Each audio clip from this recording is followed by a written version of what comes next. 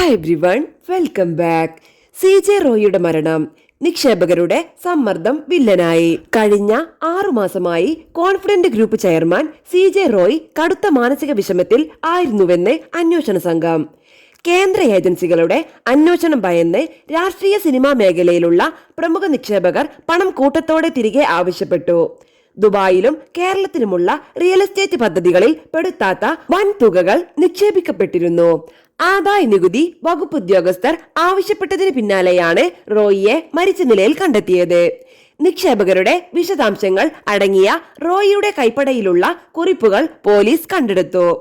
മരണകാരണം ഉദ്യോഗസ്ഥരുടെ സമ്മർദ്ദമാണെന്ന് ഉറപ്പിക്കാൻ ആയിട്ടില്ലെന്ന് കർണാടക ആഭ്യന്തരമന്ത്രി.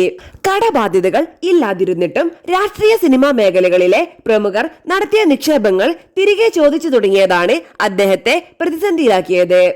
കേന്ദ്ര അനുയോജന ഏജൻസികൾ ഗ്രൂപ്പിന്റെ സാമ്പത്തിക ഇടപാടുകളിൽ ശക്തമാക്കിയതോടെയാണ് നിക്ഷേപകർ പരിഭ്രാന്തരായത്. ജനുവരി 30-ന് ആദായ നികുതി വകുപ്പ് കൊച്ചിയിൽ നിന്നും ബാംഗ്ലൂരിൽ നിന്നും എത്തിയ ഉദ്യോഗസ്ഥരുടെ നേതൃത്വത്തിൽ പരിശോധന നടത്തിയിരുന്നു.